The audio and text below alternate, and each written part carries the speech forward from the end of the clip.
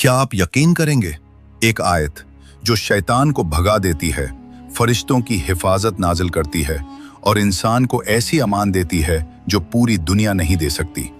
आज हम बात करेंगे आयतुल कुर्सी की, वो आयत जिसके बारे में नबी सल्लल्लाहु अलैहि वसल्लम ने फरमाया, यह कुरान की सबसे अजीम आयत है। अल्लाह ताला फरमाता है, अल्लाहु ला इलाहा इल्ला हुवल हय्युल कय्यूम। ये आयत हमें बताती है कि अल्लाह एक है, हर चीज को संभालने वाला है, न उसे ऊंघ आती है न नींद। जमीन व आसमान सब उसी के कब्जे में है। एक शख्स था जिसे रात को शदीद खौफ आता था, नींद में घबरा कर उठ जाता, दिल तेज, सांसें बेकाबू।